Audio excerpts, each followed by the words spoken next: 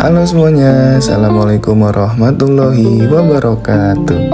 Perkenalkan, kami dari kelompok 3 dan di sini kami akan mempresentasikan hasil diskusi kami dengan materi analisis laporan keuangan Common Size. Baik, sebelumnya yang terhormat Bapak Januar Eki Pambudi, SEMAK, selaku dosen mata kuliah analisa laporan keuangan Universitas Muhammadiyah Tangerang. Selanjutnya, saya akan memperkenalkan anggota saya. Yang pertama ada Arneta Valencia Kois, yang kedua Bagas Saputra, yang ketiga Dilana Priscilia Anastasia, yang keempat Elisa Putri Rosalia, yang kelima Geo Putri, 6 Iin Alfadilah, yang ketujuh Melanie Devita Putri, dan yang terakhir ada Muhammad Farhan Mukhtar. Dan untuk kalian yang masih bingung apa itu analisis common size dan juga masih bingung bagaimana sih cara penerapannya, mungkin kalian akan mengerti setelah menonton video ini. Karena di video ini kami akan menjelaskan mulai dari pengertian, tujuan, jenis, manfaat, dan juga contoh. Baik, untuk mempersingkat waktu, langsung saja kita mulai dari pengertian analisis common size. Berikut penjelasannya. Analisis common size. Laporan keuangan common size adalah laporan keuangan yang disajikan dalam bentuk persentase, bukan dalam bentuk nominal. Elemen-elemen aset dalam laporan posisi keuangan disajikan berdasarkan persentase saldo akun terhadap saldo total aset perusahaan. Sedangkan elemen-elemen liabilitas dan ekuitas disajikan berdasarkan persentase atas total liabilitas dan total ekuitas. Analisis common size ialah analisis yang disusun dengan menghitung tiap-tiap rekening dalam laporan laba rugi dan neraca menjadi proporsi dari total penjualan untuk laporan laba rugi atau dari total aktiva untuk neraca. Laporan keuangan dalam persentase per komponen atau common size statement menyatakan masing-masing posnya dalam satuan persen atas dasar total kelompoknya. Cara penyusunan laporan keuangan ini disebut teknik analisis common size dan termasuk metode analisis vertikal suatu neraca. Analisis laporan keuangan common size. Performa suatu perusahaan dapat dilihat melalui laporan keuangan perusahaan tersebut. Laporan keuangan tersebut dapat diketahui finansial dan hasil-hasil yang telah dicapai perusahaan selama periode tertentu. Tingkat kesehatan perusahaan dapat diketahui dengan melakukan evaluasi atau analisis terhadap laporan keuangan. Dari hasil analisis tersebut dapat diketahui prestasi dan kelemahan yang dimiliki perusahaan, sehingga pihak-pihak yang berkepentingan dengan perusahaan dapat menggunakannya sebagai pertimbangan dalam mengambil keputusan. Interpretasi atau analisis laporan keuangan perusahaan adalah sangat penting bagi pihak-pihak yang berkepentingan dengan perusahaan, meskipun kepentingan mereka masing-masing berbeda. Dalam analisis common size, setiap total akun disebut juga dengan common base. Jadi, common base untuk laba rugi adalah penjualan neto atau penjualan bersih. Sedangkan common base untuk aktiva pada laporan neraca adalah total aktiva. Artinya, common base inilah yang menjadi dasar perbandingan yang bernilai 100% pada masing-masing kelompok akun. Menurut Kashmir 2012.291, tujuan analisis common size terbagi menjadi 3, yaitu yang pertama, mengetahui presentase investasi terhadap masing-masing aktiva atau pasifa, yang kedua, mengenai struktur modal, yang ketiga, mengukur komposisi biaya terhadap penjualan. Jenis analisis common size memiliki 2 jenis. Yang pertama, analisis common size vertikal, yang kedua, analisis common size horizontal. Adapun perbedaan antara common size vertikal dan common size horizontal. Common size vertikal adalah analisis vertikal memungkinkan perusahaan melihat bagaimana angka-angka tertentu dalam bisnis Anda dibandingkan dengan angka yang dipilih dalam suatu periode waktu tertentu. Sebagai contoh, Anda dapat menggunakan untuk melihat beberapa persen dari pendapatan Anda yang digunakan untuk mendukung setiap pengeluaran bisnis. Sedangkan common size horizontal adalah analisis perusahaan dapat memungkinkan melihat bagaimana angka-angka tertentu dalam perusahaan berubah dari satu tahun ke tahun berikutnya untuk membantu perusahaan menemukan tren. Dengan analisis horizontal, perusahaan dapat dengan mudah melihat apakah pengeluaran perusahaan meningkat sebagai persentase dari pendapatan, tetap sama, atau menurun di antara periode waktu yang berbeda. Analisis common size. 1. Membandingkan kinerja. 2. Identifikasi tren. 3. Analisis komparatif. 4. Mengungkapkan masalah potensial. Contoh melakukan analisis common size dalam laporan keuangan. Ada 3 laporan keuangan yang bisa dianalisis menggunakan metode ini, yaitu laporan laba rugi, neraca, dan laporan arus kas. Yang pertama, common size analysis dalam laporan keuangan.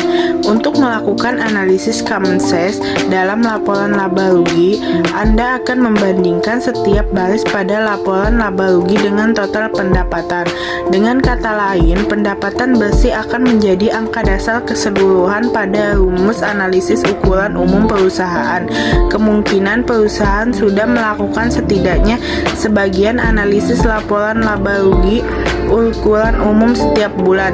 Setiap kali perusahaan menganalisis margin, tetapi melakukan analisis ukuran umum perusahaan pada seluruh laporan laba rugi secara perusahaan.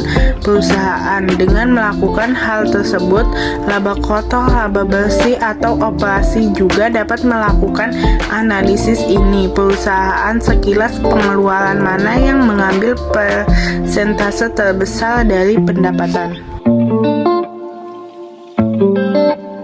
Yang kedua ada common size analisis dalam laporan laba rugi. Melakukan analisis common size neraca dapat membantu untuk melihat dengan cepat bagaimana kinerja dan kesehatan aset dan kewajiban dalam bisnis.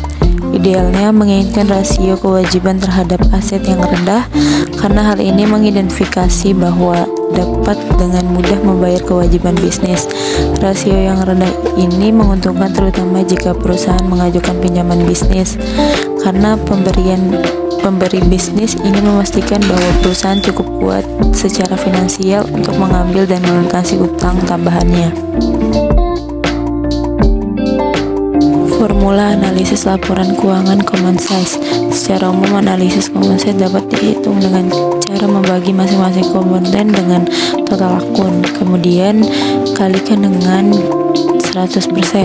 Komponen dan total tergantung dari akun apa yang akan dianalisis.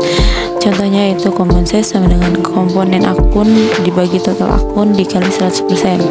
Kalau dalam laporan laba rugi, formula untuk menghitung common size sebagai berikut. Yang pertama yaitu komponen laba rugi dibagi pendapatan bersih dikali 100%. Jadi nanti common size-nya yang 100% itu ada di penjualan dan pendapatan usaha. Nah, untuk komponen laba ruginya itu uraian atau akun-akun.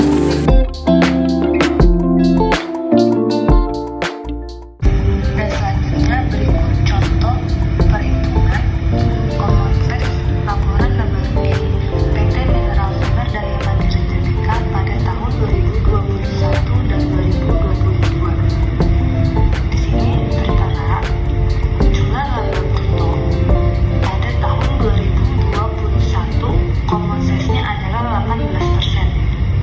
Sedangkan di tahun 2022 common size-nya 23%, yang mana dapat diartikan bahwa terjadi kenaikan jumlah laba bruto 5% dari tahun 2021 ke tahun 2022. Dan untuk jumlah laba rugi sebelum pajak penghasilan pada tahun 2021 common size-nya sebesar 7%, sedangkan di tahun 2022 common size-nya sebesar 13%.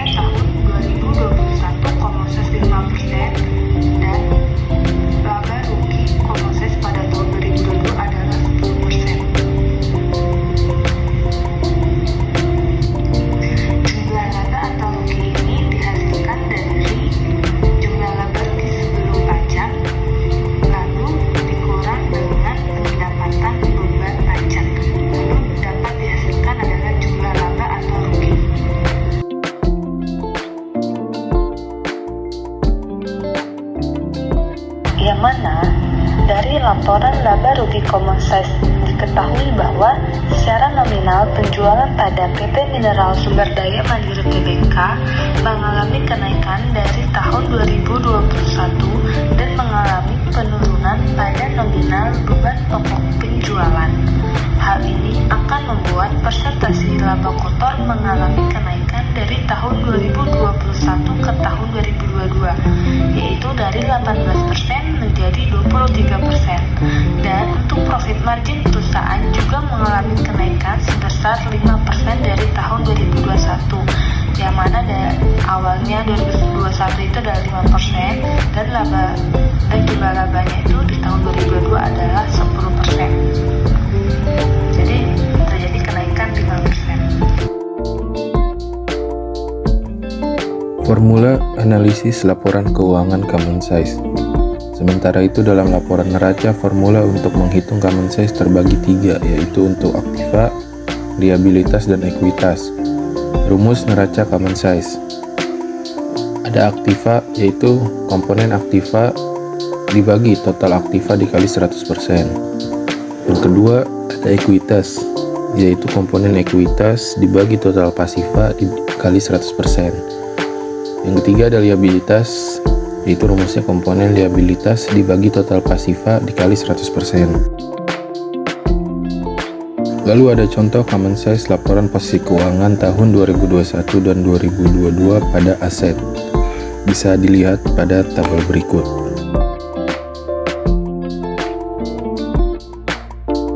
Lalu juga ada contoh common size laporan posisi keuangan tahun 2021 dan 2022 pada ekuitas dan liabilitas.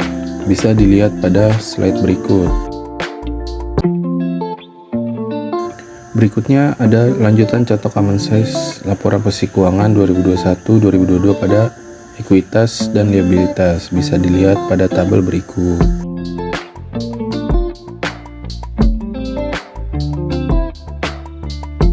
Kesimpulan common size laporan posisi keuangan PT Mineral Sumber Daya Mandiri Tbk.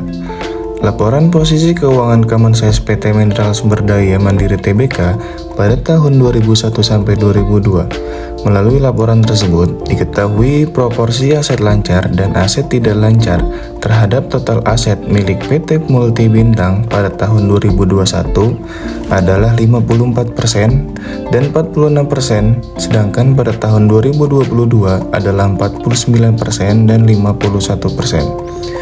Apabila presentasi aset tidak lancar terhadap total aset bernilai lebih dari 50%, ini menunjukkan bahwa sebagian besar total aset perusahaan merupakan komponen aset tidak lancar.